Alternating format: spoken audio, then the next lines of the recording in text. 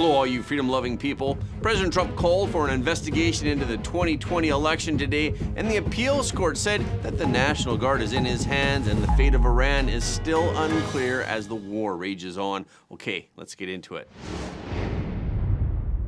On Tuesday, we reported about FBI Director Kash Patel revealing an intelligence report about alarming allegations that are related to the 2020 election. This report included allegations of Chinese Communist Party interference in the 2020 election. The report raised concerns that China allegedly mass-produced fake U.S. driver's licenses in order to hijack the 2020 election with fake mail-in ballots for then-candidate Joe Biden. Now, new information has resurfaced that suggests that the alleged CCP efforts were buried by the intelligence community during and after the 2020 election. In August of 2020, then White House National Security Advisor Robert O'Brien said that Chinese state-linked hackers were targeting the U.S. election infrastructure. During an interview with Face the Nation on CBS, O'Brien said they'd like to see the president lose. But apparently O'Brien's warnings about the CCP hackers were not taken seriously enough. In addition, the Office of the Director of National Intelligence released a March of 2021 assessment where agencies unanimously alleged that Russia sought to hurt then-President Joe Biden, while Iran worked to harm then-President Trump in 2020. But the agencies did not reach consensus on the CCP. The majority argued that the CCP didn't try to influence the election against then-President Donald Trump, but a minority did argue that this is exactly what the CCP did. Then Director of National Intelligence John Radcliffe, who currently serves as the CIA director, also said in January of 2021 that he believed China had sought to influence the 2020 U.S. federal election based on all available sources of intelligence. On Wednesday afternoon, while installing two massive flagpoles, one on each side of the White House, President Trump mentioned hearing the news about the CCP and tens of thousands of ID cards. President Trump said they used those cards to vote on the second election, my second. But the only good thing I can say is this is a much more historic term than I think I could have had as a second term. So after 4 years of the evidence piling up, President Trump called for the Department of Justice today to appoint a special counsel to investigate the 2020 election. President Trump wrote on Truth Social, "The evidence is massive and overwhelming. A special prosecutor must be appointed. This cannot be allowed to happen again in the United States of America." On Thursday, a federal appeals court ruled that President Trump can retain control of the California National Guard. The ruling came following a legal challenge from Governor Gavin Newsom over troop federalization. In the ruling, a three-judge panel on the Ninth Circuit Court of Appeals ruled that the Trump administration had exercised lawful authority in taking control of the National Guard during riots and protests in Los Angeles. The court stated, "We conclude that it's likely that the president lawfully exercised his statutory authority, which authorizes federalization of the National Guard when the president is unable with regular forces to execute the laws of the United States." On social media, President Trump said that the decision was a big win. He wrote in a Truth Social post, "All over the United States, if our cities and our people need protection, we're the ones to give it to them. Should state and local police be unable, for whatever reason, to get the job done." Newsom issued a statement expressing disappointment that the court allowed the Trump administration to retain control of the National Guard. But Newsom welcomed one aspect of the decision. He said the court rightly rejected Trump's claim that he can do whatever he wants with the National Guard and not have to explain himself to a court. Newsom also said, of course, the president is not a king and is not above the law. "We will press forward with our challenge to President Trump's authoritarian use of U.S. military soldiers against citizens." But clearly, extra forces are needed to help protect the public and the property from the paid protests. As we also reported, the riots have extended to cities outside California. Rioters in Portland, Oregon were caught on video assaulting law enforcement with fireworks and explosives on Wednesday night, sharing a video of rioters opposing the Immigration and Customs Enforcement ICE officers. The DHS said 250 rioters launched fireworks, shined lasers in officers' eyes to temporarily blind them, and stormed an ICE field office. Ultimately, 5 individuals were arrested on various charges, including assault on federal law enforcement. During a White House briefing, Border Czar Tom Homan stated that Immigration and Customs Enforcement, ICE, will continue targeting farms, hotels, and restaurants, but with a focus on those illegal migrants who have links to criminal organizations. Homan noted that federal authorities would focus on individuals with a criminal nexus of trafficking, of forced labor, of tax fraud, or tax evasion.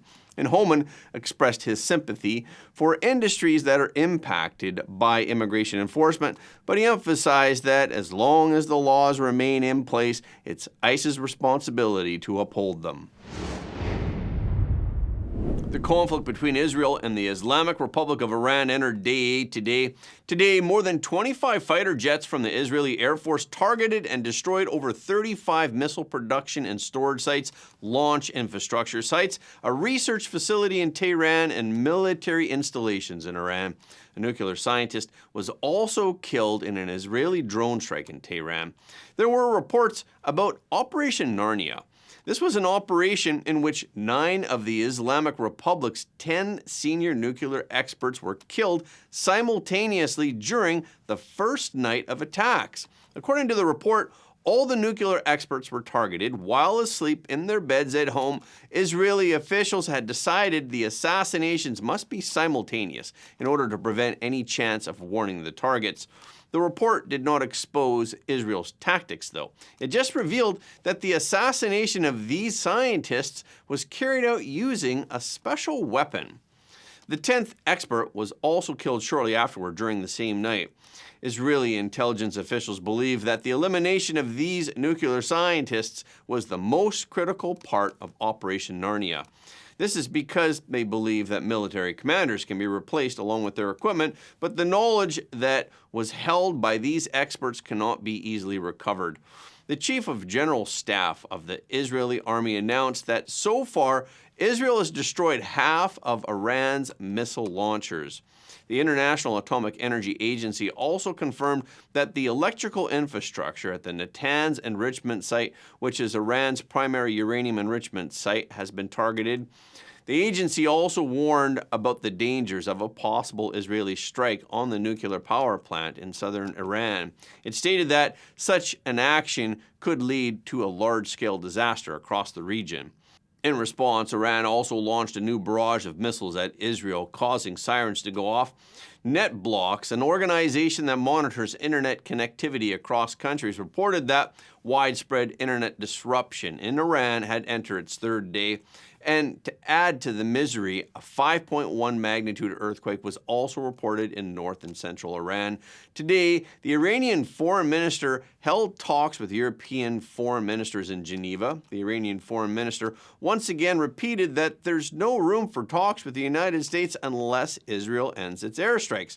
He met with diplomats from France, Germany, Britain, and the European Union, but President Trump said that Washington was in contact with Iran and that Iran does not want to engage with European countries. President Trump also warned again that Iran is weeks or months away from developing a nuclear weapon. What intelligence do you have that Iran is building a nuclear weapon? Your intelligence community has said they have no evidence that they are at this point. Well, then my intelligence community is wrong. Who in the intelligence community said that? Your director of national intelligence, Tulsi Gabbard. She's wrong. And Tulsi Gabbard responded today to the media's misinformation. She posted her full testimony and wrote on X, "The dishonest media is intentionally taking my testimony out of context and spreading fake news as a way to manufacture division. America has intelligence that Iran is at the point that it can produce a nuclear weapon within weeks to months. If they decide to finalize the assembly, President Trump has been clear that can't happen, and I agree. But if there's an attack on U.S. assets, those people will not be happy." If there is an attack on U.S. assets, Will you promise to conduct a full investigation and make it transparent with the American people before blaming Iran for such an attack? Well, if there's an attack, we'll know almost immediately with modern equipment who made the attack, and those people will be very, very unhappy. Prime Minister, I want to get you people out of danger. You're in danger standing with me. But even though the U.S. may be tough, President Trump continues to affirm that he strives for peace through strength. Your legacy, Mr. President, to be that of a peacemaker? Are you worried that striking Iran would change that? Always a peacemaker. That doesn't mean sometimes you need some toughness to make peace, but always a peacemaker. Iran, the so-called powerhouse of the East, had a big majority of its defenses torn apart by Israel on June 13th in 4 hours. Smoke billowed from its nuclear facilities, its command center was instantly paralyzed, and a number of key military personnel died. And even its air defenses were rendered useless. On a quantitative level, Iran should have the advantage of having more troops. According to the 2025 figures, Iran has the advantage at the level of troop numbers. The number of active military personnel exceeds that of Israel, including 610,000 active military personnel and 350,000 reservists.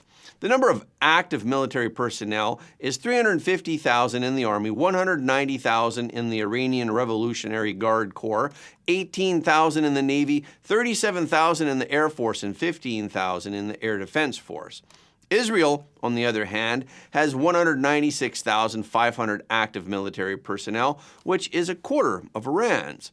Of these, 126,000 are in the ground forces, which is 1/3 of that of Iran. And the Navy is 9,500, which is half the size of the Iranian Navy. Only the Air Force at 34,000 is not comparable to Iran's. There are also 465,000 reservists, which is more than that of Iran. Statistically, Iran's strength is in the ground forces, while Israel's strength is in the air forces. However, for Iran's land forces to fight Israel, they have to pass through countries such as Iraq, Jordan, and Syria first, and the road to attack is difficult. Therefore, the fighting between the two armies is mainly dominated by the Air Force. And from this aspect, Israel has an overwhelming advantage. In terms of military spending, Israel has an even greater advantage. Israel's defense budget is $19.2 billion, which is almost 3 times of that of Iran. Iran only spends $7.4 billion. That's why Israel's equipment is more advanced. This is despite the fact that numerically, there is little difference between the number of Israeli and Iranian warplanes. Israel has 340 warplanes and 46 attack helicopters, and Iran has 288 warplanes and 50 attack helicopters. However, Iran's warplanes are relatively old, and Western sanctions have made it difficult to maintain and upgrade them. The Iranian F-14 Tomcat is about 50 years old, and the MiG-29 is at least 35 years old.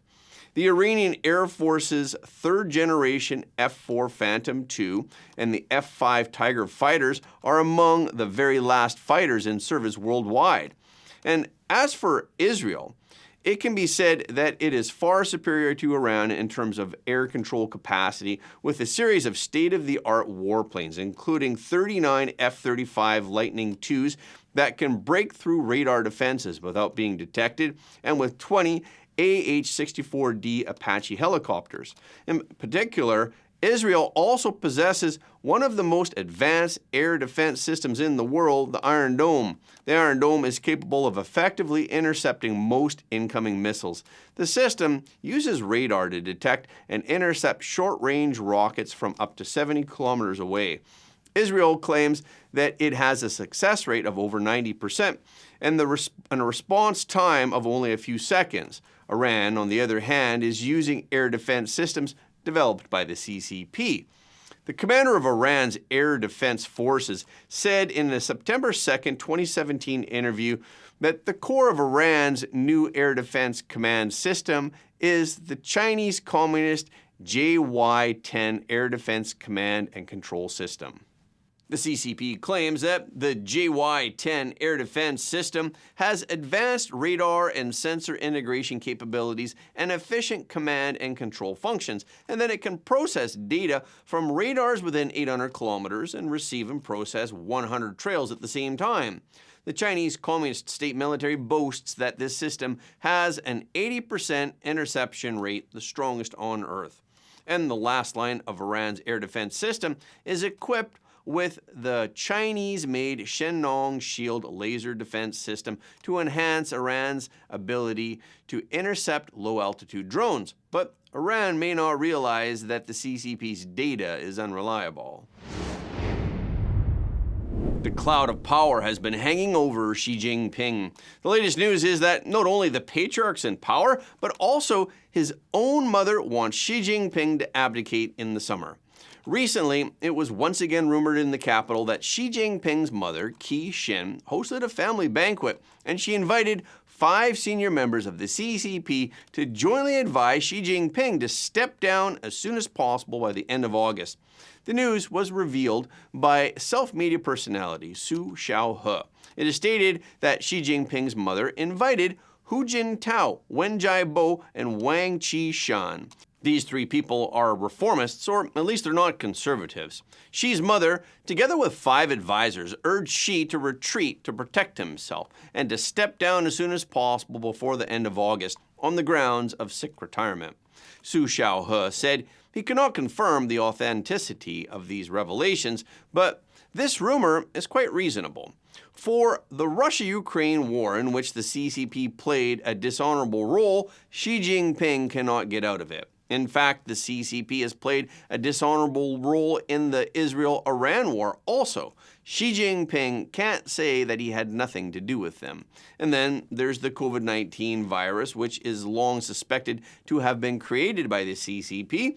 And then there's the interference in the 2020 US election, each of which, according to Su Xiaohe, could be fatal to Xi Jinping. So if Xi insists on not stepping aside soon, he is likely to be killed. The Chief of General Staff of the Iranian Armed Forces and the Commander-in-Chief of the Iranian Revolutionary Guards. Earlier, the 5 senior members of the CCP agreed that Xi Jinping should step down with dignity. However, in order to stabilize the CCP's power and avoid shaking the country when Xi steps down, the reformists have agreed to allow Xi to make a soft landing and to step down peacefully. One possibility is to let Xi Jinping keep the name of president of the country, but be deprived of all military, financial, and personnel powers, which is tantamount to just acting on the stage. And then he would step down at the 21st CCP Congress. But Zhang Yuqian, the vice chairman of the Communist Party's military commission, is said to disagree. He is worried that such a soft landing will give Xi Jinping a chance to make a comeback. Zhang Yuqian is currently the most powerful man in the military, but he is Xi Jinping's opponent. There is a consensus within the CCP that, firstly, stability should be maintained and should not redress Xi's crimes so that he can retire in glory. Secondly, there should be arrangements for a reformist to be the transitional general secretary in order to stabilize the situation and rebuild the system. Third, there should be a gradual dismantling of the institutional monstrosity of the 3-in-1 system of General Secretary, Chairman of the Military Commission, and President of the State Council, and they should restore the collective leadership. Kai Shen-kun, who is an independent current affairs commentator, revealed in his YouTube channel that he had obtained information that the 4th plenary session of the Central Committee of the CCP would be held August 27th to the 30th in Beijing. The timing of that meeting may show that various forces within the CCP have basically reached a consensus. So the outside world is watching to see if there will be any major personnel adjustments at that time and whether Xi Jinping will delegate or hand over power.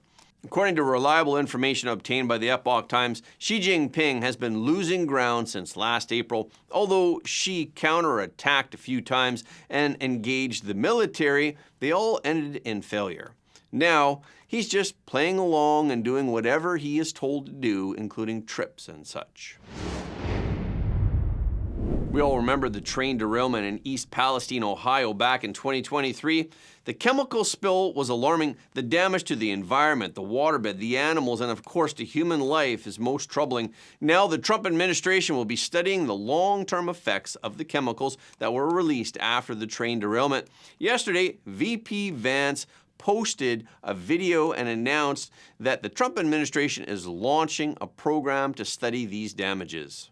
I've been to East Palestine a number of times, and they're very worried about what are the long-term impacts of these chemicals in the water, in the air. What effect does it have on their kids and grandkids after 5 years, 10 years, 15 years of exposure?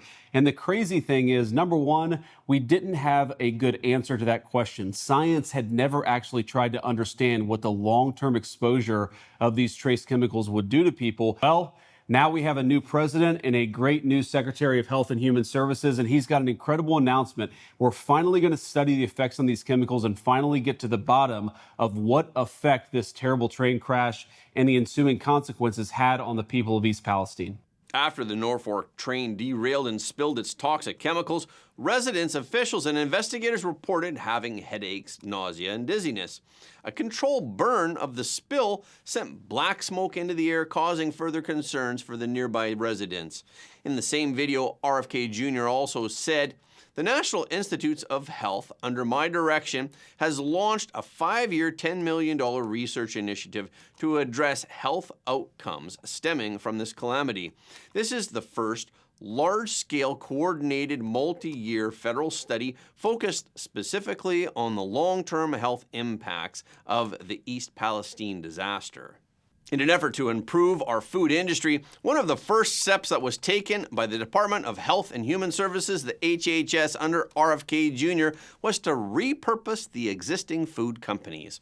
Earlier this week, Kraft Heinz said that it would not launch any new products with artificial colors in the United States, and they would remove the additives from its existing product portfolio by the end of 2027. According to the company, nearly 90% of its U.S. products are already free of food, drug, and cosmetic colors.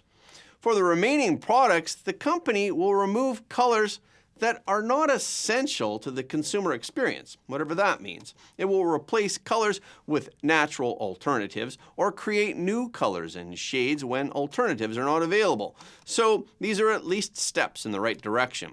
Kraft Heinz stated that the company used the food, drug, and cosmetic colors because they had a long-standing history of approval from the previous Food and Drug administrations. But now, many of these synthetic dyes are banned by the current FDA under the direction of RFK Jr. Kraft Heinz North American President Pedro Navillo explained that in fact, we removed artificial colors, preservatives, and flavors from our beloved Kraft mac and cheese back in 2016. Our iconic Heinz tomato ketchup has never had artificial dyes. The red color comes simply from the world's best tomatoes. Above all, we are focused on providing nutritious, affordable, and great tasting food for Americans, and this is a privilege we don't take lightly.